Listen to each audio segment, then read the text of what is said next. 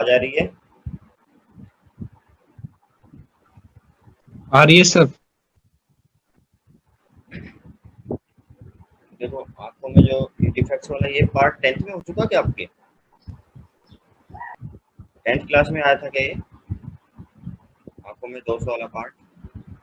हाँ सर, आया था। मेरे को नहीं लगता ये 12th क्लास में है। फिर भी चलो, नीट वगैरह जेई वगैरह में इसके क्वेश्चन आते हैं, इसलिए देख लेते हैं।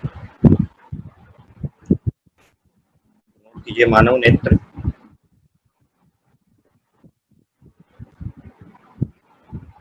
वह उसके और उसमें या उसके दोष।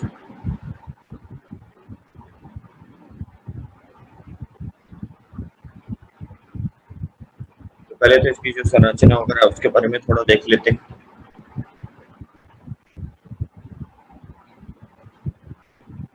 तो देखिए, मानव, नोट करने का थ्योरेटिकल है पार्ट अभी। मानव आंख पारदर्शी, डायग्राम बनाएंगे आगे। पारदर्शी जीवित पदार्थ जीवित पदार्थ से बने जीवित पदार्थ से बने एक प्राकृतिक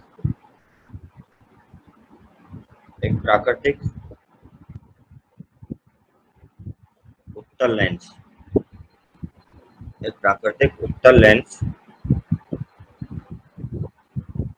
के माध्यम के माध्यम से के माध्यम से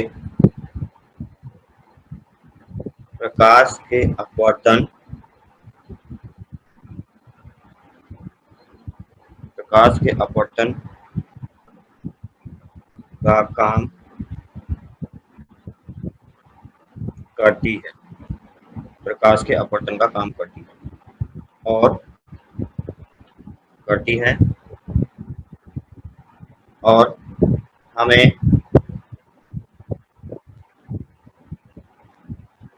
हमारे आसपास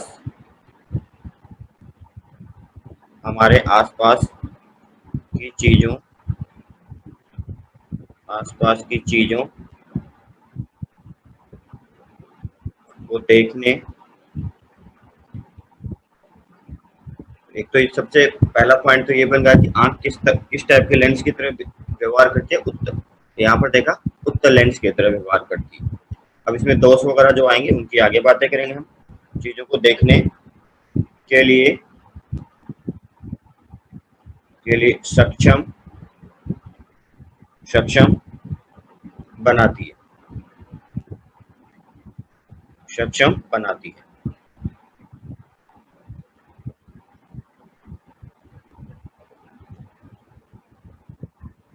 देखने की क्षमता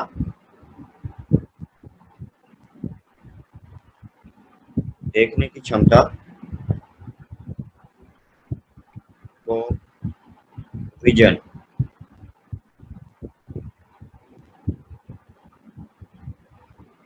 विजन आईसाइट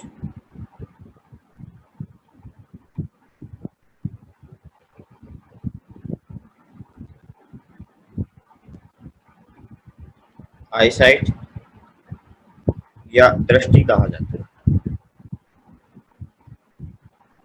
या दृष्टि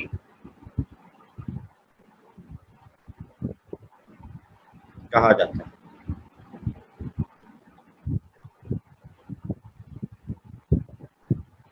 मानव आंख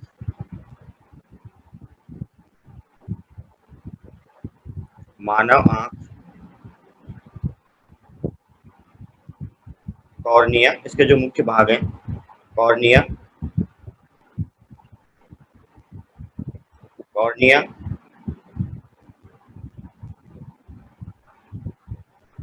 कॉर्निया आइरिस। बायोलॉजी वाले स्टूडेंट गाइड करते रहना, कहीं पे कोई गलती हो तो। आप लोग तो डिटेल से पढ़ते हो। आइरिस, पुतली, प्यूपिल।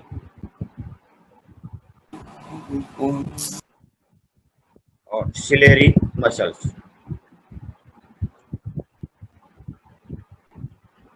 सिलियरी मांसपेशियां,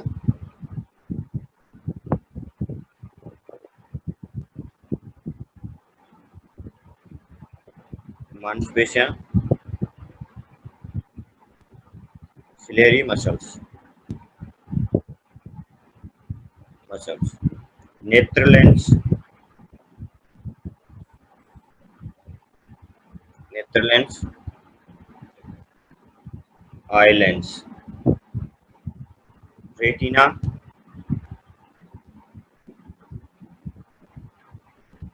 रेटिना,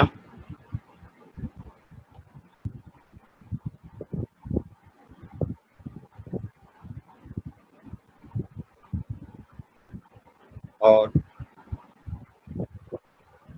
ऑप्टिकल, ऑप्टिकल तंत्रिका, जो कि फिर जो भी आंखें देखती हैं उसको मस्तिष्क तक ले जाएंगी।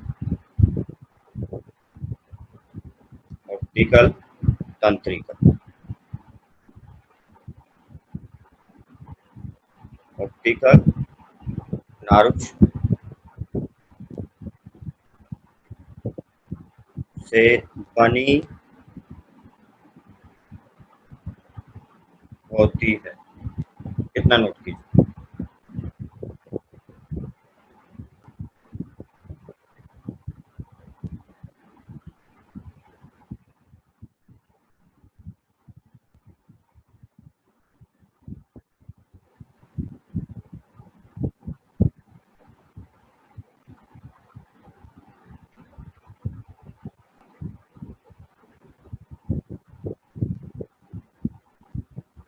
सर बोर्ड में है 12th में मानव नेत्र दोष उसके क्या हुआ? है सर 12th बोर्ड में। बोर्ड में है? चलो अच्छा है। हाँ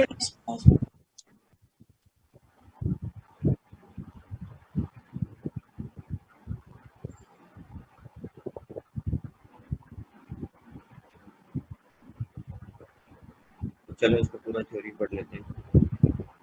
ये नोट किया यहाँ तक? नहीं किया सर। रुक जाओ सर, रुक जाओ। हाँ, नोट करो।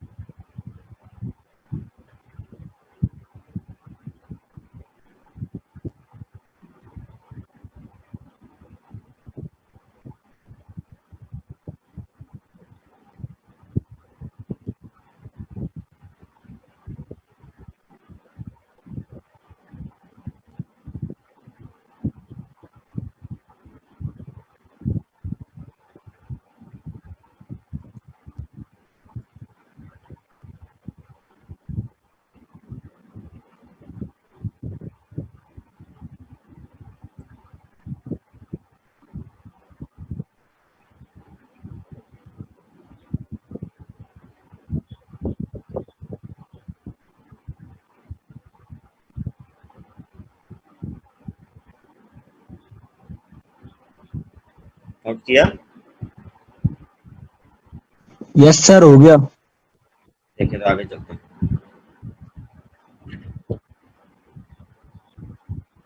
अगला पॉइंट है जो आंख का निर्माण किस किस तरीके से हो रहा है, कौन किसके सीक्वेंस में है। तो नेत्र का निर्माण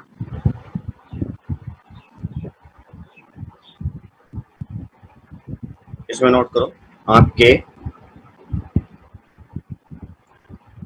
के सामने सामने का भाग जिसे कॉर्निया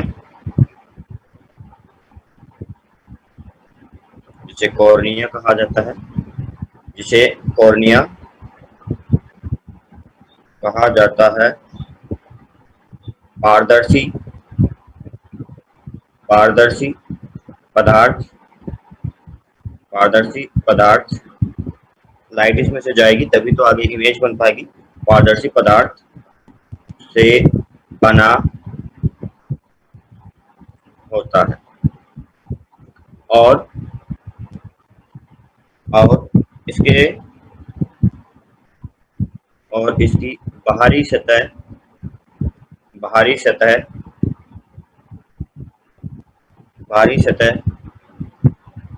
आकार में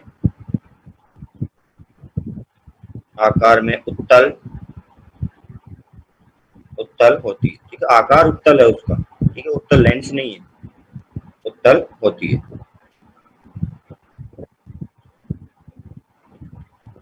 उत्तल होती है।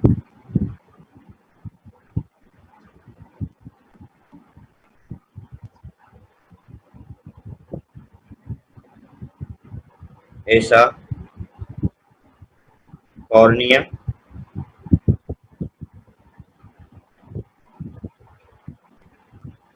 के कारण होता है, ऐसा कॉर्निया के कारण होता है जिससे जिससे कि वस्तुओं से आने वाली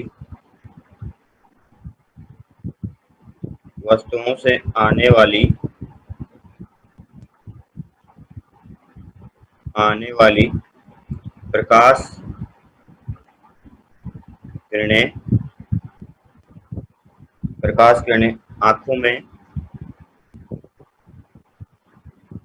में प्रवेश करती। कॉर्निया के बिल्कुल पीछे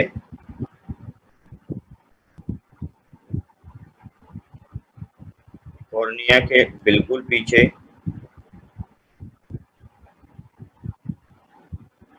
पीछे आइरिस होता है।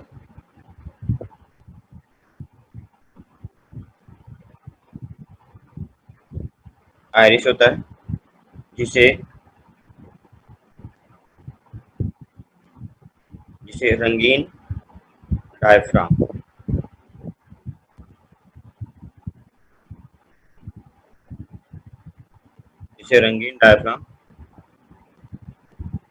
कलर्ड डायफ्राम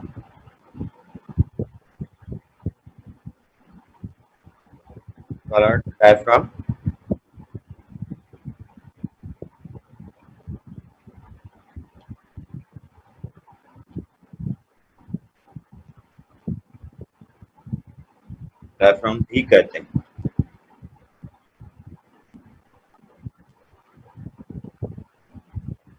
आइरिस के बीच में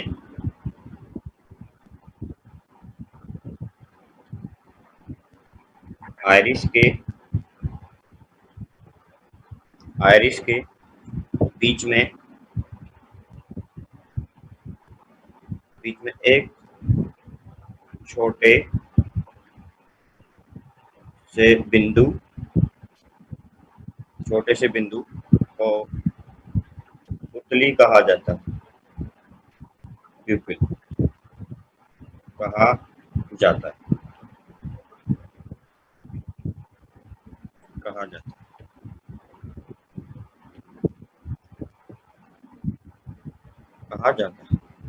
आइरिस के बीच में एक छोटे बिंदु को पुतली कहा जाता है। फिर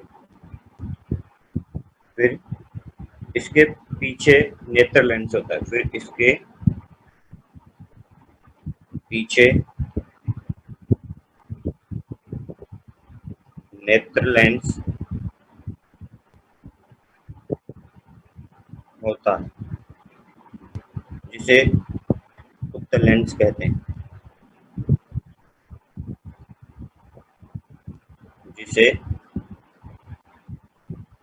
उत्तल लेंस होता है, वो उसका नेचर जो उत्तल लेंस जैसा होता है, जिसे उत्तल लेंस कहते हैं। ऐसा सिलियरी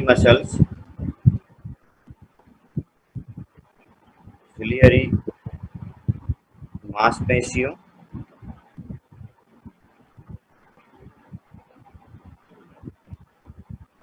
ऐसा सिलियरी मांसपेशियों के सपोर्ट के कारण होता है जिससे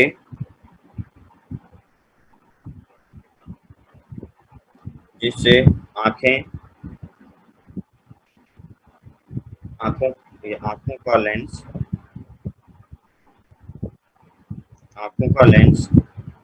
अपनी जगह पर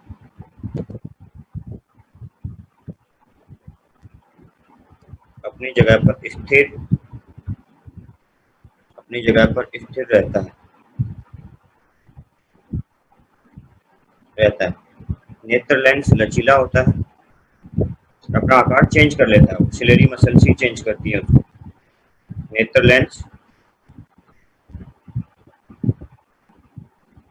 लेंस नोट कीजिए इतना।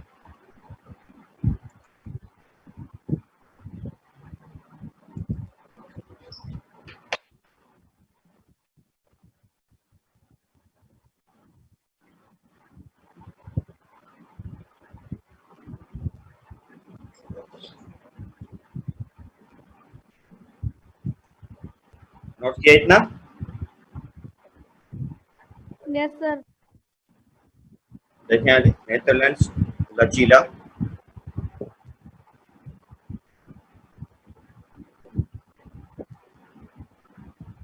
होता है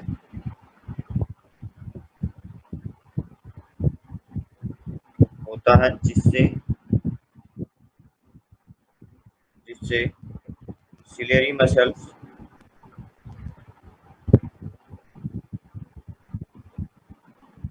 सिलेरी मांसपेशियों की सहायता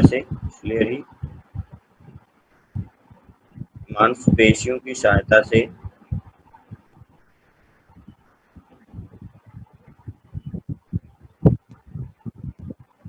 की सहायता से मांसपेशियों की सहायता से अपनी फोकस दूरी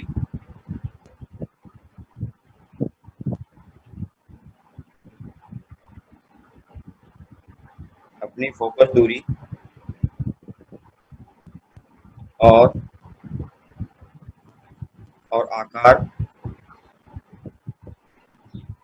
को बदल सकता है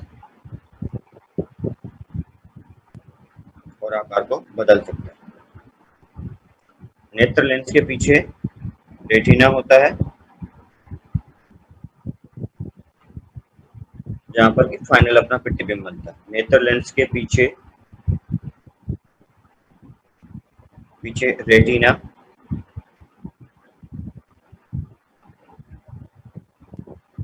रेटिना होता है, जिस पर आंख के अंदर प्रतिबिंब बनता है।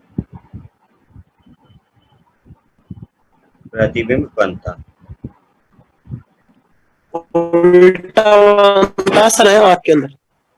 क्या हुआ? रेटिना प्रतिबिंब उल्टा बनता है ना। हाँ, क्या हुआ? देखो,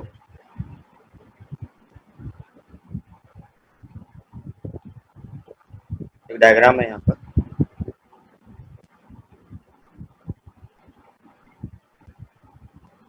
ये कुछ इस टाइप का अपने पास आंख जो है गोला बना लेंगे, उससे गोला होता नहीं है, कुछ इलेप्टिकल होता है, थोड़ा गोला ही बनता है। कोई बात नहीं। यहाँ पर थोड़ा सा उभरा हुआ पार्ट रहता है, ये वाला।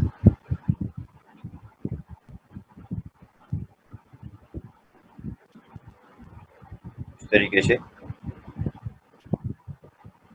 ये सबसे आगे का पार्ट है ना, कॉर्निया।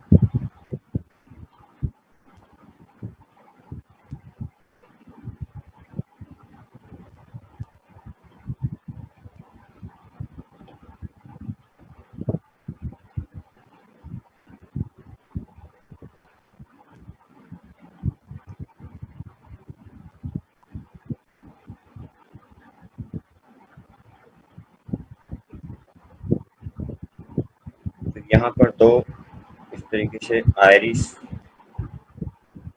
सपोर्ट्स की फॉर्म में होता है कुछ, ये तो कॉर्निया।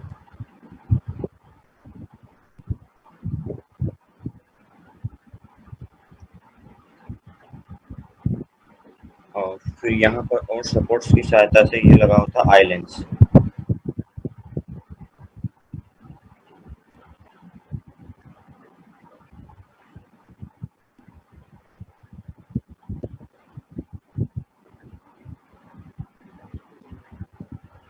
ये होता है अपना आई लेंस।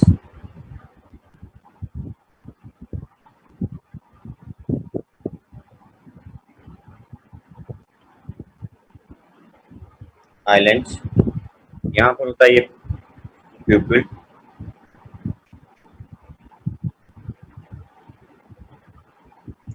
इसके अंदर लिक्विड भरा होता है, यहाँ पर उसको एक्वस ह्यूमर बोलते हैं।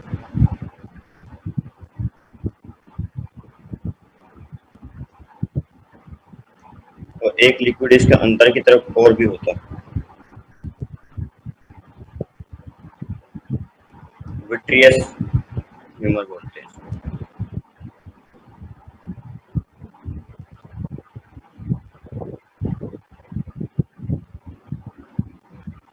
Vitreous humour. आयरिश हो गया, ये है आयरिश, आयरिश ये है आयरिश, ये व्हाइट कलर से जो यहाँ पे शो किए थे आयरिश। और पीछे अपने यहाँ पर पर्दे की तरह काम करता है रेटिना।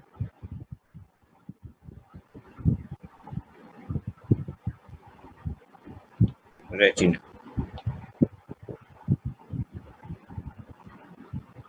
और फिर ऑप्टिकल नर्व जो होती है वो यहाँ पर रहती है, जो कि यहाँ से जो मैसेज मिलता है उसको आगे लेके जाएंगे।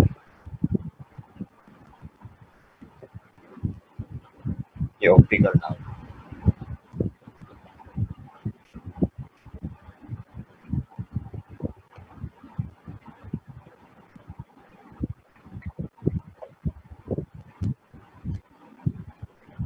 ये नोट करो, फिर इसका कार्य किस तरीके से रहता है उसको देखो।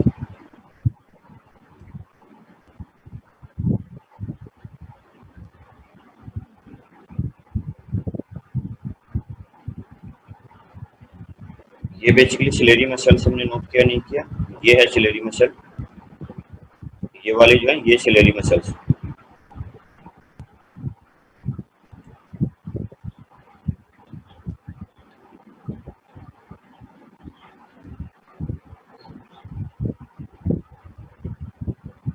सिलेरी मसल्स जो कि यहाँ पर क्या होगा, यही बेसिकली इस लेंस के जो आकार होता है उसको बदलती है।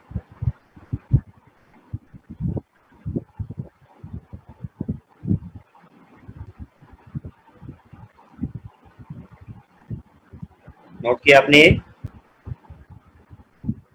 रुक जाओ सर। हाँ रुक रहे हैं, कहीं नहीं जा रहे, नोट करो।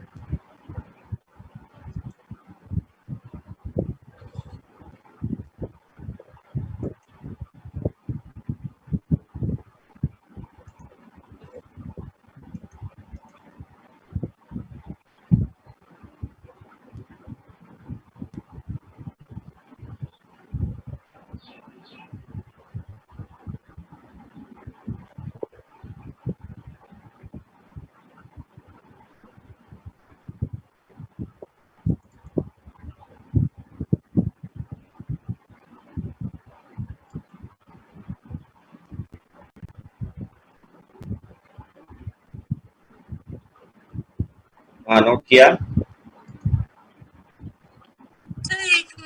सर कीजिए कीजिए।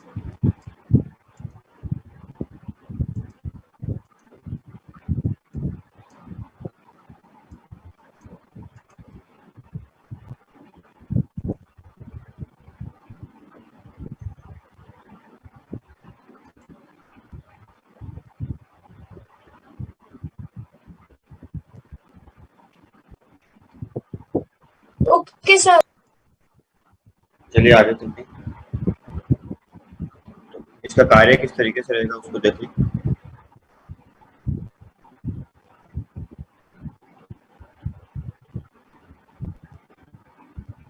नेत्र का कार्य किसी भी वस्तु से आने वाली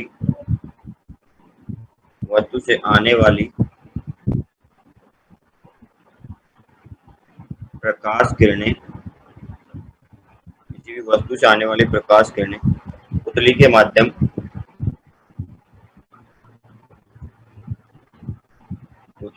माध्यम से आंखों में प्रवेश करती है, मतलब जो एक्वस ह्यूमर था प्रवेश करती है, आंख के लेंस पर पड़ती है,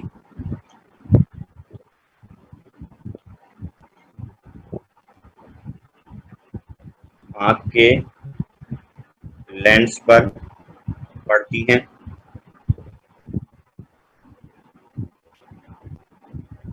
आंख के लेंस पर पड़ती है।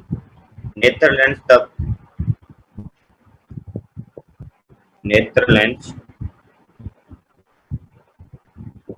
लेंस तब प्रकाश प्रकाश की किरणों का अभिसरण करता है, मतलब कन्वर्ज करेगा, अभिसरण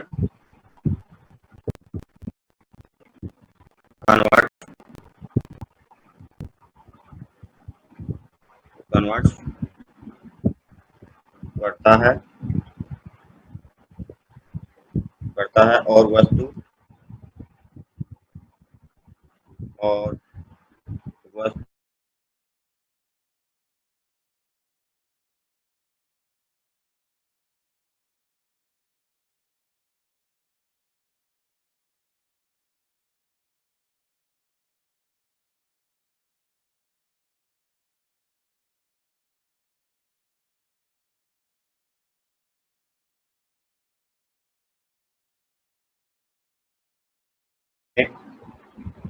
प्रकाश के प्रति संवेदनशील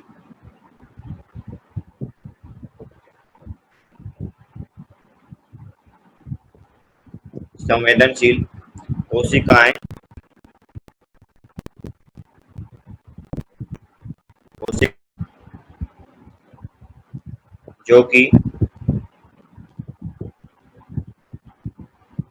जो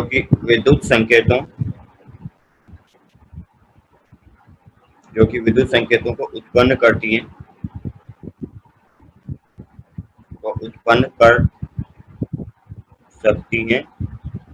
कर सकती हैं कि एक बड़ी संख्या होती है, बहुत ज्यादा होती है, कि एक बड़ी संख्या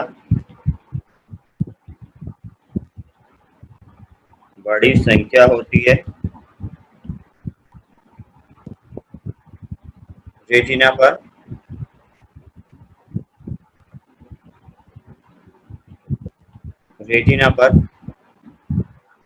प्रतिबिंब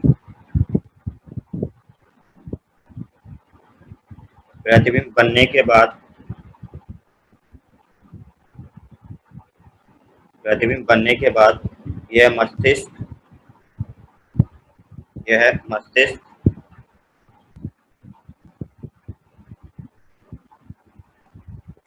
मस्तिष्क को विद्युत संकेत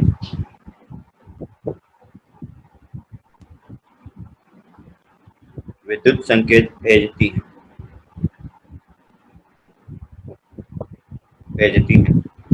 जिसके बाद हमें प्रतिबिंब की अनुभूति होती है, जिसके बाद हमें, चलो छोड़ो इसको, इसकी रिक्वायरमेंट कुछ नहीं है।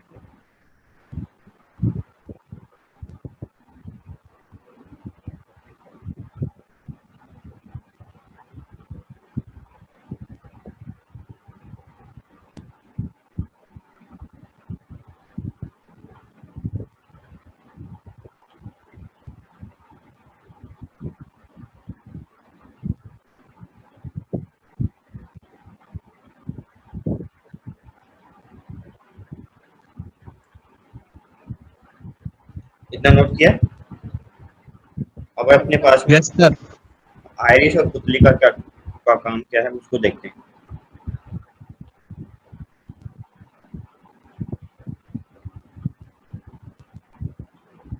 आयरिश और पुतली का काम।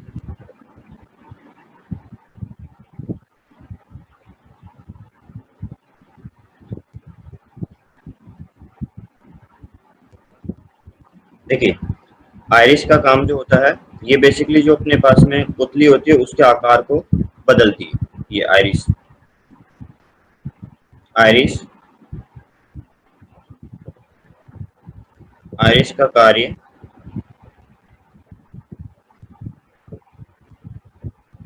पुतली के आकार को नियंत्रित या अनुकूलित बोल सकते हो, जो भी अपने पास सिचुएशन है उसके अकॉर्डिंग अनुकूलित करना है।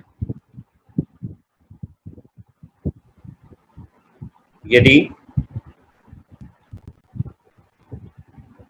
आंख में प्रवेश करने वाला यदि आंख में प्रवेश करने वाला प्रकाश कम है, मतलब अंधेरे की बात करें, प्रकाश कम है, तो पुतली अधिक फैलती है। बेसिकली ये वो एरिया जिसमें से लाइट अंदर जाएगी। तो अगर कम प्रकाश है तो ये फैल करके ज्यादा प्रकाश करने अंदर जाए, इस तरीके से व्यवहार करती है, फैलती है, ताकि अधिक प्रकाश आंख में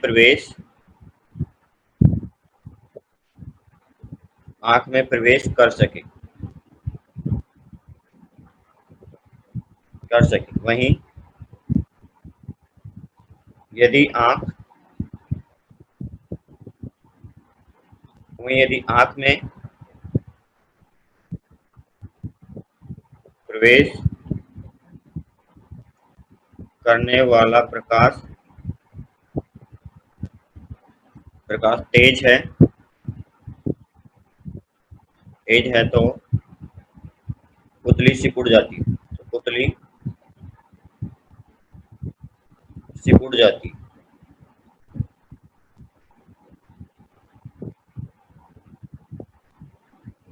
सिकुड़ जाती है। ठीक है। तो जैसे अगर गर्मियों के दिन है, कितनी तेज धूप होती है, दोपहर में बाहर में जाते हैं तो आंखें का जो आकार है, बोलते हैं कि आंखें बंद हो रही हैं, तो उसमें ये होता है कि बहुत कम आकार में से बहुत ज्यादा लाइट चली जाएगी, तो जितनी रिक्वायरमेंट होती है उतनी लाइट जाएगी।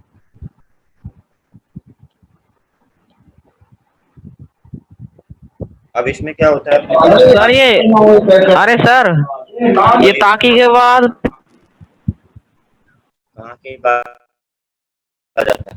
तो क्या होगा, पहले पुतली का आकार बहुत कम था, और अंधेरे कमरे में भी क्या रहेगा, आकार अगर बिल्कुल कम रहेगा तो कुछ नहीं दिखाई देगा। या मान लीजिए ऐसा कमरा जिसके अंदर उजाला बहुत कम है, तो क्या होगा, पुतली का इस आकार को परिवर्तित करने के लिए थोड़ा वक्त लगता है। इसलिए क्या होगा, जब हम बाहर बहुत ज्यादा उजाले से अगर कम उजाले में चले जाएंगे तो अपने को लगभग अंधेरा ही फील होता है। थोड़ी देर के बाद में फिर सब कुछ सही दिखने लग जाता है, क्योंकि ये जो अपना आकार बदल लेती है, बड़ा आकार कर लेती है, तो ज्यादा प्रकाश किरणें अंदर जाने लग जाती है।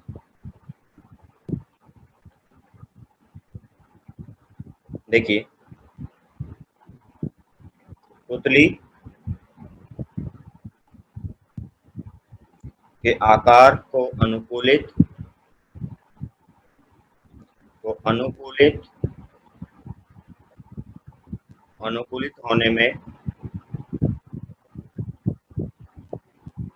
होने में कुछ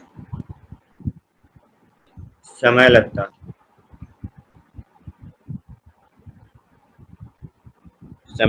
है, और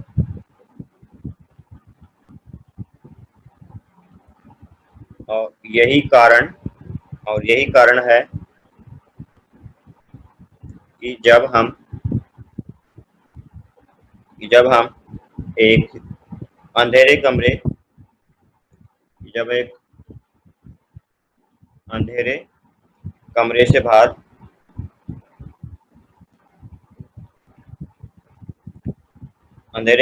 बाहर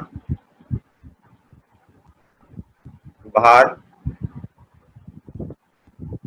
इसमें उल्टा, बाहर सूरज की रोशनी में जाएं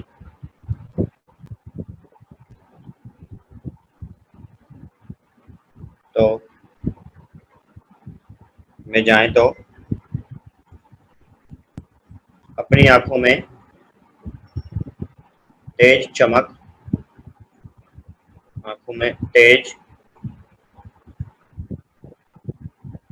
चमक महसूस करते हैं।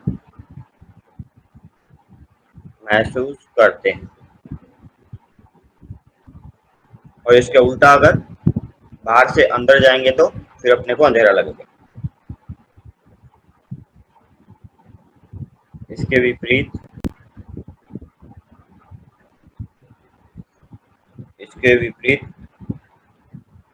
यदि बाहर सूरज की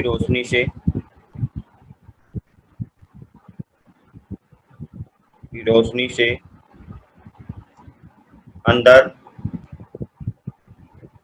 अंदर कमरे में प्रवेश करते हैं, अंदर कम रोशनी वाले रोशनी से कम रोशनी वाले कमरे में प्रवेश करते हैं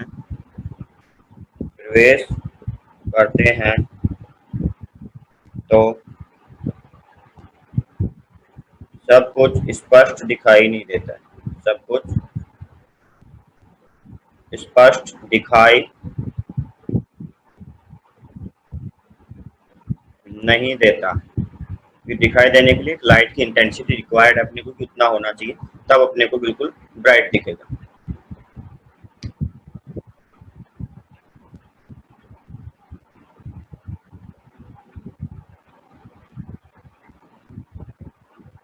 अब जो आंखों में दोष जो हैं उनकी बात करते हैं।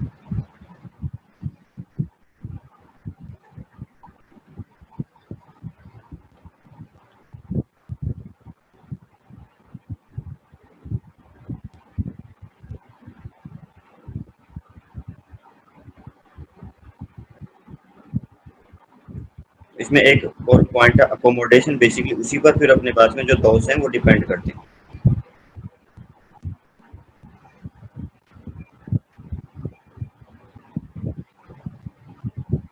नोट किया?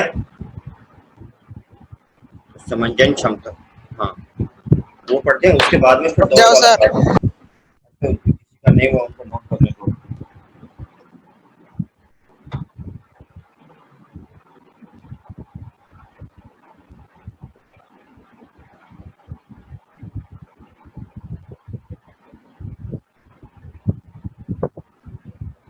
यस, नोट किया? Yes sir. देखें आगे तो आंखों की समंजन क्षमता, आंख की समंजन क्षमता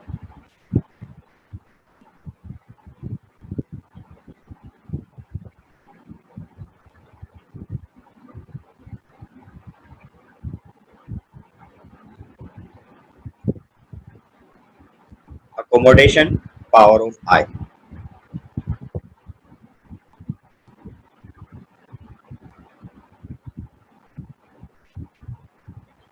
accommodation power of eye।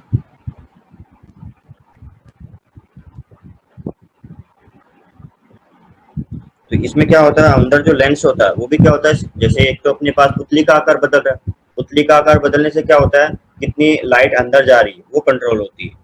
अब जो अपने पास में अभिनेत्र लेंस, वो भी अपना फोकस दूरी बदल जाता है। वो फोकस दूरी किस तरीके से बदलता है उसके बारे में बात करेंगे इस पॉइंट में। अभिनेत्र लेंस, अभिनेत्र मतलब जो हम अंदर लेंस की बात करें तो वो अभिनेत्र लेंस, अभिनेत्र लेंस की वह क्षमता वह क्षमता जिसके कारण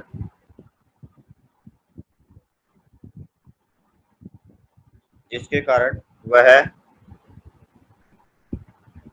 जिसके कारण वह अपनी फोकस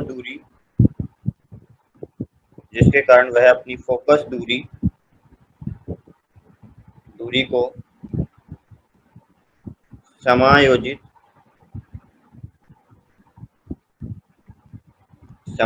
कर लेता है समंजन या समंजन क्षमता कहलाती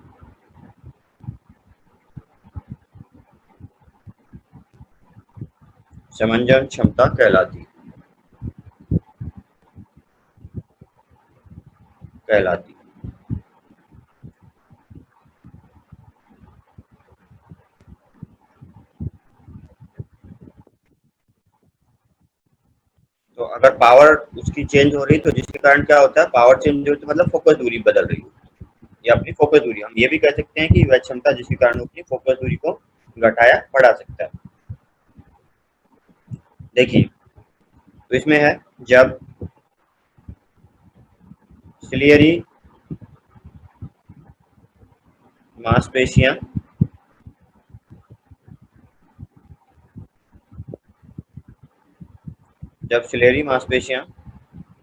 शिथिल हो जाती हैं, मांसपेशियां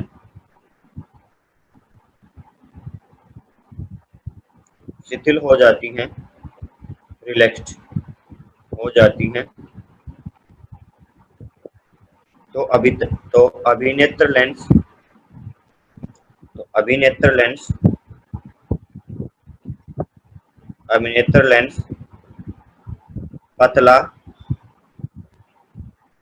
पतला हो जाता है।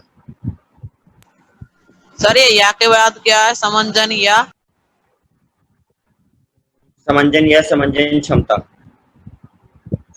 समंजन क्षमता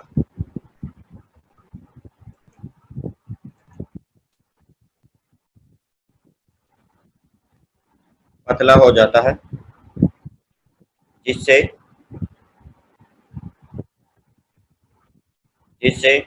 लेंस की फोकस दूरी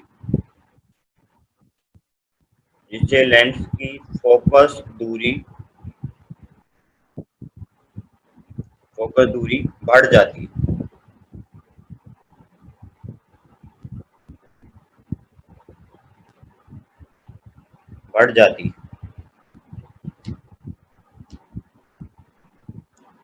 अभिनेत्र लेंस की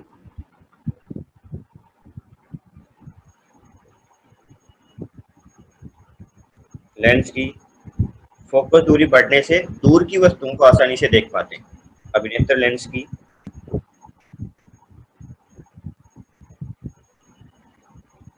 फोकस दूरी बढ़ने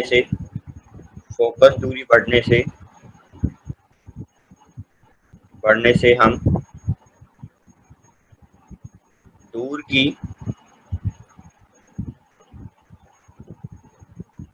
दूर की वस्तुओं को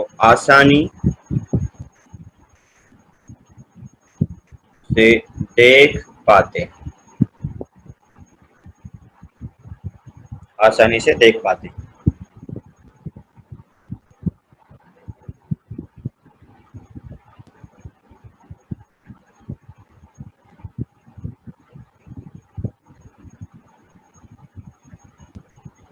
नोट किया, ये दूर की वस्तुओं को आसानी से स्पष्ट देख पाते हैं बोल सकते हैं। कर लिया सर। तो देखिए आंख का लेंस जो अभिनेत्र लेंस था आपका, अभिनेत्र लेंस रेटिना पर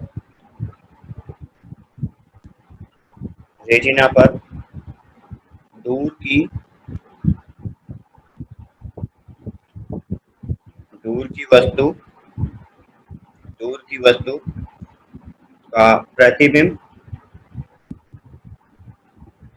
की वस्तु का प्रतिबिंब रेटिना पर दूर की वस्तु का प्रतिबिंब बनाने के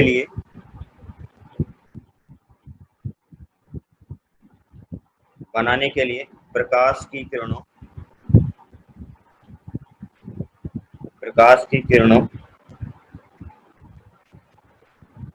के समानांतर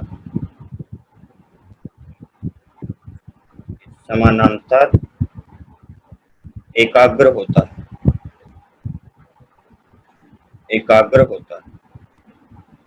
दूर से किरणें वैसे भी समांतर ही आती हैं।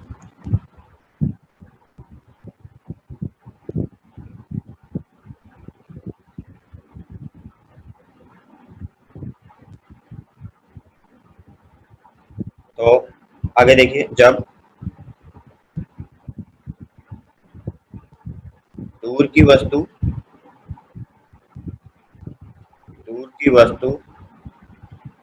को देखना होता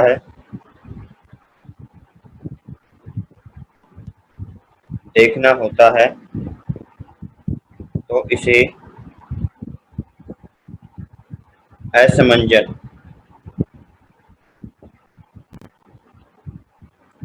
असमंजन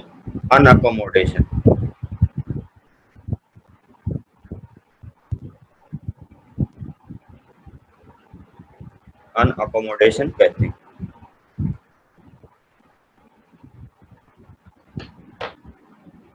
दूर की वस्तु में ये ध्यान रखो आपको, दूर की वस्तु देखना होता है तो जो सिलेरी मसल्स होती हैं वो शिथिल रहती है, रिलैक्स कंडीशन में रहती हैं। जो लेंस जो है पतला हो जाता है, उसकी फोकस दूरी बढ़ जाती है। इतना ध्यान रखो, इसको अनअकोमोडेशन बोलते हैं। अब पास में जब वस्तु होगी तब क्या होगा, तो दूर के लिए वो अनंत पर एक तरीके से रखी हो वस्तु, या फिर हम बोल रहे हैं कि प्रकाश किरणें समांतर आ रही हैं, तब रिलैक्स्ड होती है। पास में जब होता है तब किरणें सबसे ज्यादा बैंड होकर आती हैं, वहां पर सबसे ज्यादा टेंस्ड कंडीशन में होती है सिलेरी मसल्स। वहां पर जो आकार वो बड़ा हो जाता है, और आकार बड़ा हो जाता है, फोकस दूरी कम हो जाएगी।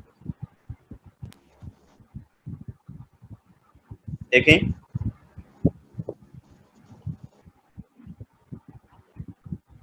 अब पास की वस्तुओं के लिए देखो, जब हमारी आंखें आसपास की वस्तुओं को देखती हैं,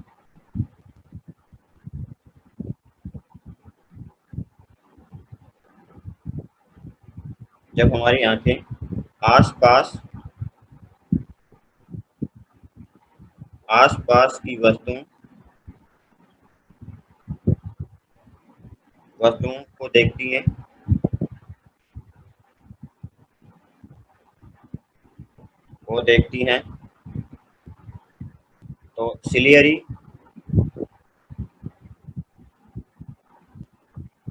तो सिलियरी मांसपेशियां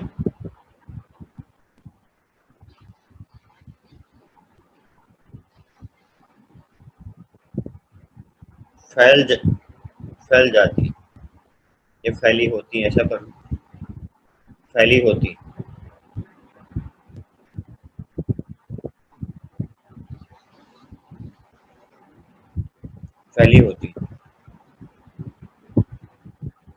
इससे फोकस दूरी कम हो जाती है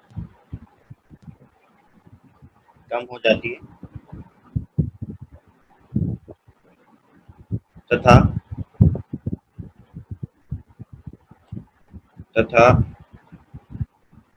अभिनेत्र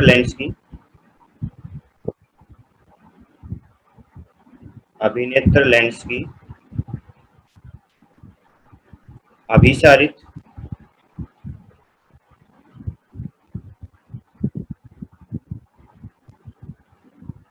करने की क्षमता बढ़ जाती है।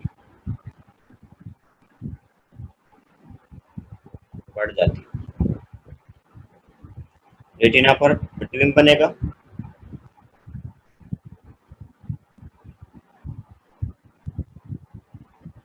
इससे वस्तु से आने वाली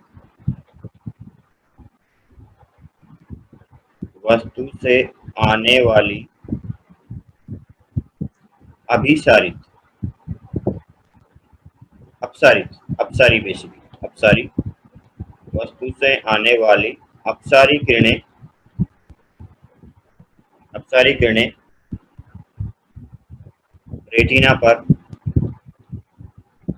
रेटिना पर प्रतिबिंब बनाती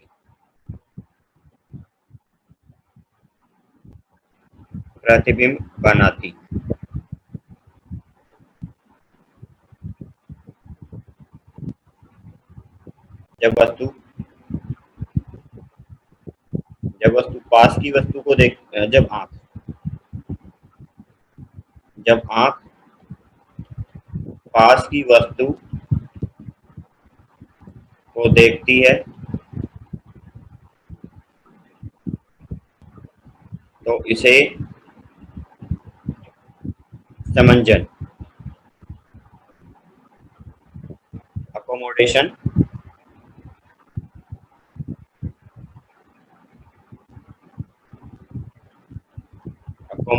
कहते हैं। देखो एक्चुअल में क्या हुआ है, अगर दोनों को हम कंपेयर करते हैं तो ऐसे था अपने पास में, ये मान लीजिए कॉर्निया था, चलो आंख से बना लेते हैं। दोनों केसेज में डिफरेंस क्या रहा है, प्रतिबिंब तो बनना है एक ही जगह पे, रेटिना पे ही बनना है। लेकिन एक केस में क्या था, अपने पास जो प्रकाश किरणें समांतर आ रही थी जब दूर था, जब मान लीजिए ऑब्जेक्ट दूर था तो प्रकाश किरणें क्या आती है, समांतर आएंगी इस तरीके से।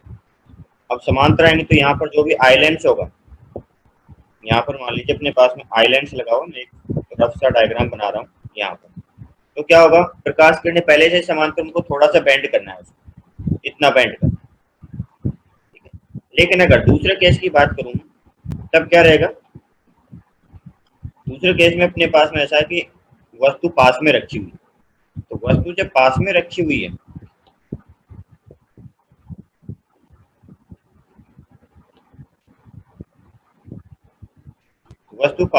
मान लीजिए वस्तु यहीं पे है, तो इससे प्रकाश किरणें जो जाएंगी वो इस तरीके से जाएंगी, क्योंकि यहाँ पर जैसे अपने पास में ये आंख के अंदर जो एंटर करेंगी तो ये प्रकाश किरणें जैसे यहाँ से निकली वो इधर जा रही है। अब पहले तो अपने पास में, अब देखो इसमें बेंड करना पड़ेगा इतना, और पहले कितना बेंड करना पड़ रहा था, ये मान लीजिए प्रकाश किरण है और ये रेटिना है तो उसको कम बेंड करना पड़ रहा था। तो अब दूसरे केस में क्या, उसको ज्यादा बेंड करना पड़ रहा है। और पावर में मैंने क्या नोट किया था कि प्रकाश किरणों को अपसारित करने की क्षमता जो है वही क्या होती है, उसकी पावर होती है। तो जब पास में वस्तु होगी तो प्रकाश किरणें ऐसे डाइवर्जिंग आएंगी इस तरीके वाली, तो इनको फिर आपको मोड़ के यहाँ पे लाना है। पहले तो आप यहाँ से मोड़ के इधर ला रहे थे, अब यहाँ से मोड़ के इधर ला रहे हो, तो इसमें आंखों को ज्यादा टेंशन फील होता है। तो यहाँ पर क्या होती है, अपने को पावर ज्यादा चाहिए तो फोकस कम चाहिए, फिर ऐसा है। तो ये सब हम देखेंगे आगे।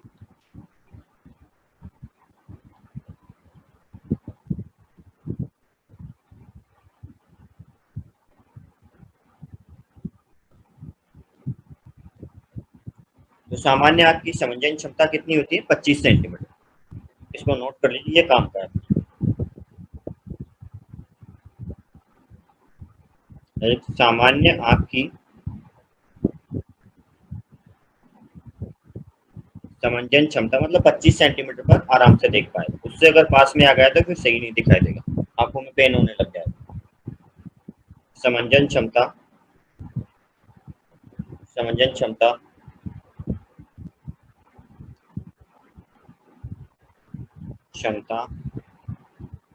की निश्चित सीमा होती है, निश्चित सीमा तक होती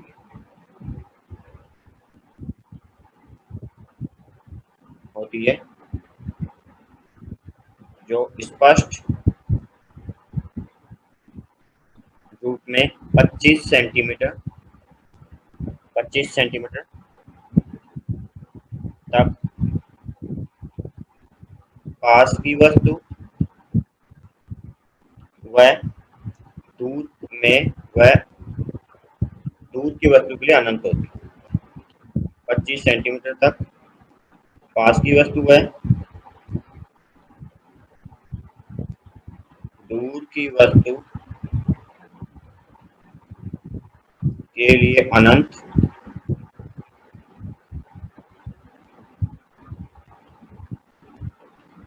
पास में तो 25 सेंटीमीटर, दूर में तो अनंत कहीं पे भी देखें, क्योंकि जितनी प्रकाश किरणें समांतर आएंगी उतना अच्छा आंखों के लिए, उतने रिलैक्स रहती है।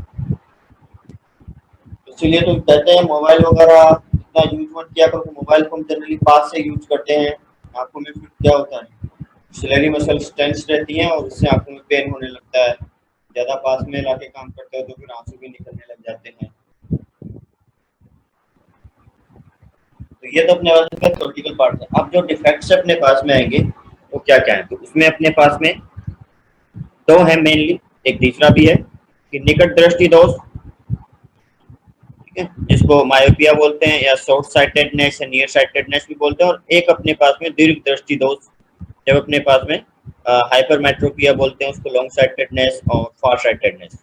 मतलब प्रतिबिंब कहाँ पर बनना चाहिए था अपने पास में, यहाँ पर बनना चाहिए था रेटिना पर, लेकिन जब क्या होता है, ये जो अपने पास में सिलेरी मसल्स की ये ताकत खत्म हो जाती है इसको एडजस्ट करने की, फोकस दूरी को, तो फिर प्रतिबिंब कहीं पे भी बन सकता है, पहले भी बन सकता है, बाद में भी बन सकता है।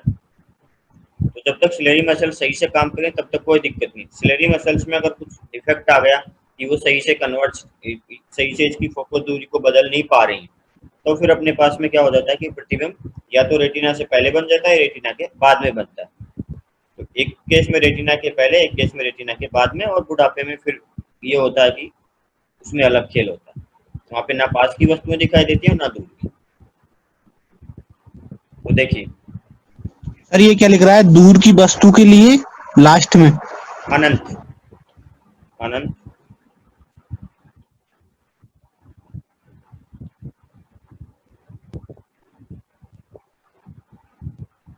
अनंत।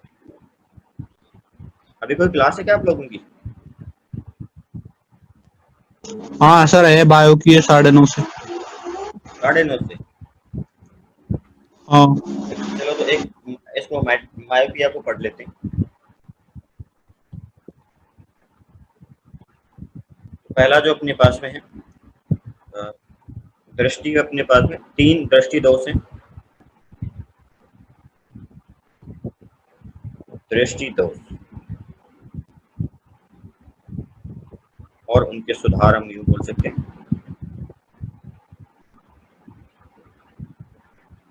और उनके सुधार। पहला जो अपने पास में है निकट दृष्टि दोष,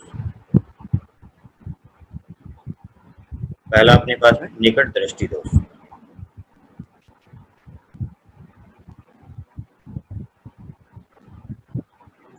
निकट दृष्टि दोष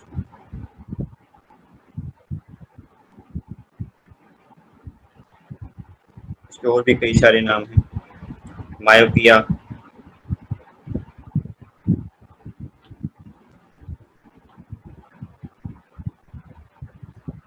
मायोपिया और शॉर्ट साइटेडनेस,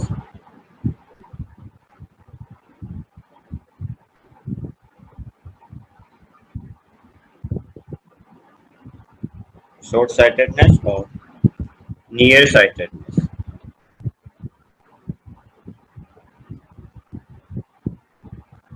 और नियर साइटेडनेस। तो निकट दृष्टि दोष में क्या है, निकट की वस्तुएं दिख जाती हैं, दूर की नहीं दिखती। नाम उल्टे हैं इनके, ध्यान रखना। ऐसा नहीं कि निकट दृष्टि दोष मतलब निकट की नहीं दिखती, नहीं, उल्टा है। निकट दृष्टि दोष में निकट की दिखती है, दूर की नहीं दिखती।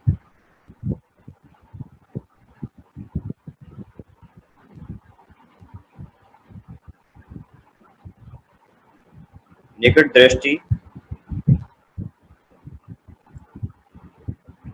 दोष में, निकट दृष्टि दोष में दूर की वस्तुओं में ऐसा कर तो पास की वस्तुएं, पास की वस्तुएं स्पष्ट दिखाई देती हैं, स्पष्ट दिखाई देती हैं, लेकिन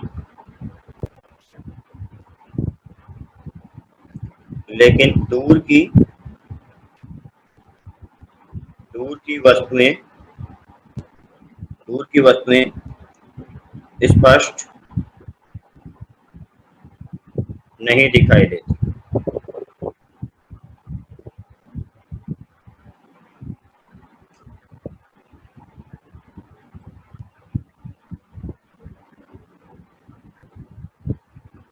इसमें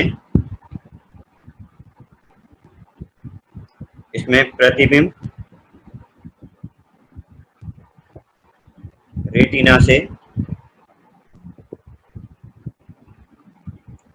से पहले ही बन जाता है।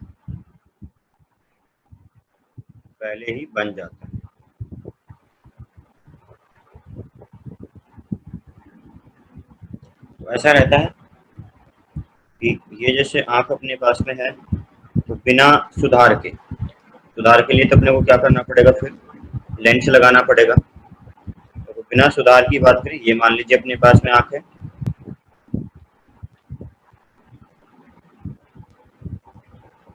और यहाँ पर अपने पास में आई लेंस है,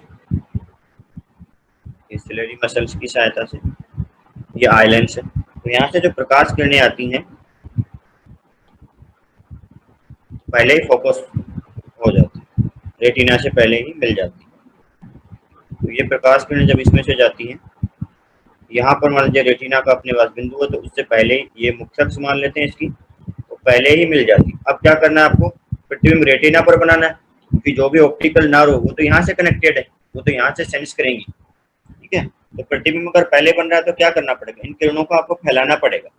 ये किरणें फैलेंगी, ये ज्यादा मुड़ गई एक तरीके से, यहाँ पे मुड़नी चाहिए थी लेकिन पहले ही मुड़ गई, तो आपको क्या करना पड़ेगा, कम मोड़ना पड़ेगा, या यूं बोले कि इनको थोड़ा फैलाना पड़ेगा।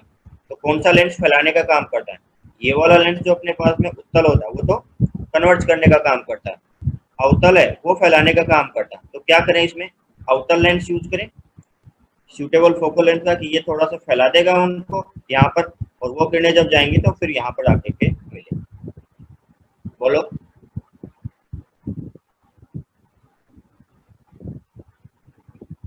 तो देखिए इस डोज को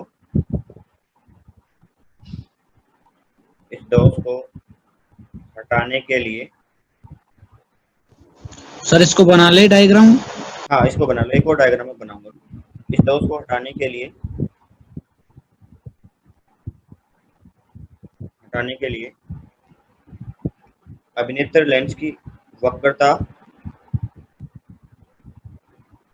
अच्छा इस दोष को हटाने के लिए अपने को जो यूज करना है वो यूज करना पड़ेगा के लिए अपसारी लेंस उपयोग करना होगा।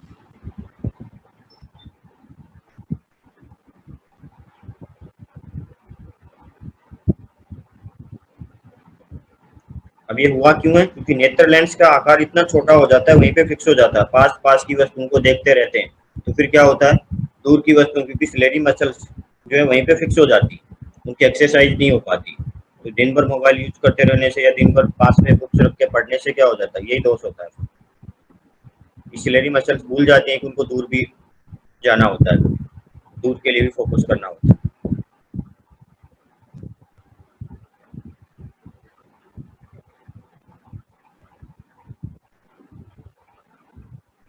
देखें, तो अब इसमें अगले पेज में एक डायग्राम बनाता हूँ। जब हम लेंस यूज करेंगे तो क्या करना पड़ेगा, अब सारी लेंस का उपयोग करना होगा, मतलब अपने पास में हम बोले तो अवतल लेंस,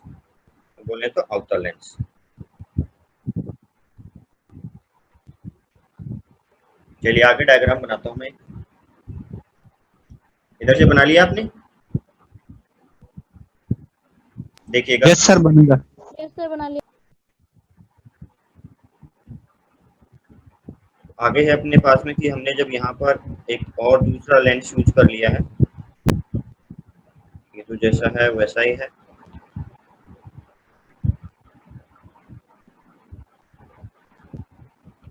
अभी जो प्रकाश किरणें समांतर आ रही थी अपने पास में,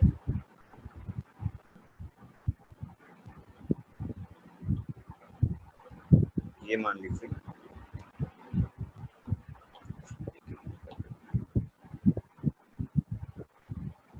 अब क्या किया, बीच में यहाँ पर एक लेंस यूज कर लिया, हमने।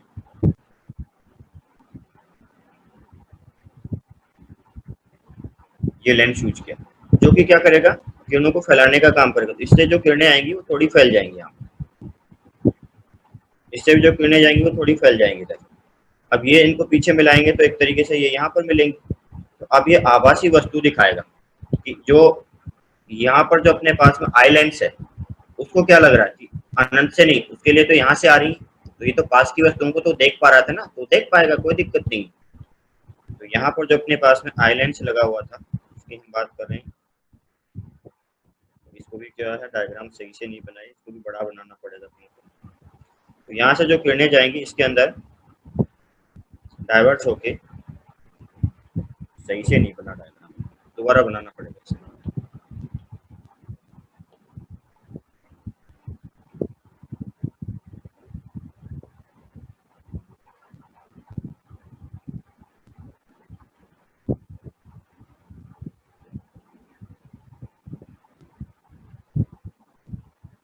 इन प्रकाश कणों को पास में लेता है।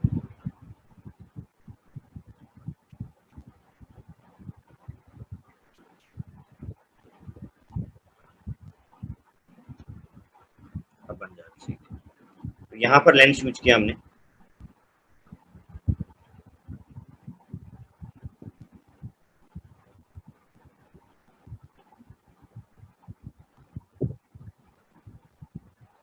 इस टाइप का लेंस यूज किया। तो इस लेंस ने क्या किया है, इस लेंस ने बैंड कर दिया किरणें। ये यहाँ से जब किरणें निकली तो बैंड हो गई, यहाँ से निकली तो बैंड हो गई, और यहाँ पे अपने पास में सिलेरी मसल्स हैं और उनसे लगा हुआ अपना आई लेंस। तो ये किरणें जब इस पे जा रही हैं तो इसको तो ऐसा लग रहा है कि किरणें जो है इधर से आ रही है, किरणें इधर से आ रही। तो इनको पीछे जब बढ़ाएंगे तो ये यहाँ पर मिल रही है, मतलब ये एक आभासी ऑब्जेक्ट का काम करेगा। और उसके बाद में अब जो है, क्योंकि इसकी कन्वर्जिंग पावर ज्यादा थी तो समांतर किरणों को तो पहले ही फोकस कर पा रहा था, आपको क्या करना पड़ेगा, उसको बहुत ज्यादा बेंड करना पड़ेगा। तो बहुत ज्यादा बेंड करना पड़ेगा, तो इस तरीके से इसकी पावर जो है, बाहर से जो लेंस हमने यूज किया तो चेक करके इसीलिए लगाया जाता है कि इतना ही बेंड करे। ऐसा नहीं कि अब ज्यादा कम बेंड करेगा तो रेटिना के उधर बन जाएगा, और ज्यादा बेंड कर देगा तो फिर से रेटिना से पहले बन जाएगा। तो इस तरीके से ये अपने पास में एक वास्तविक वस्तु को उन्होंने इमेजिनरी बना दिया। तो ये जो है वर्चुअल इमेज बनी है, आभासी प्रतिबिंब। ये किसने बनाया, ये बनाया अपने पास में जो हमने आउटर लेंस यूज किया।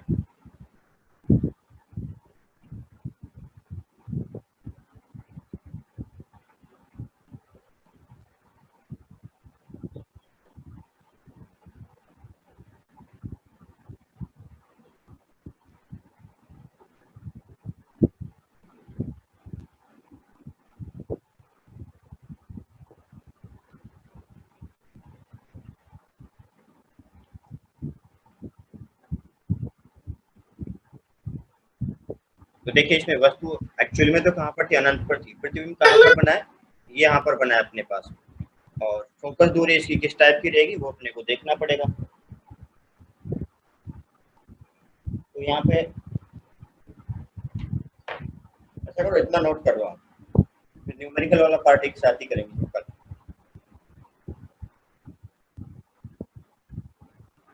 इसको नोट कर लीजिए आप।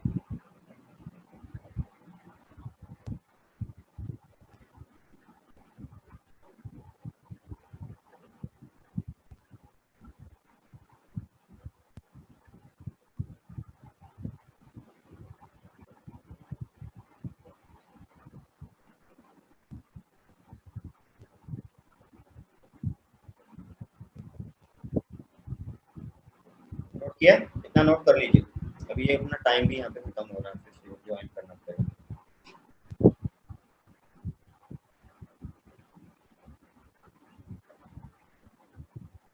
चलिए आज की क्लास एंड करता हूँ यहीं पे।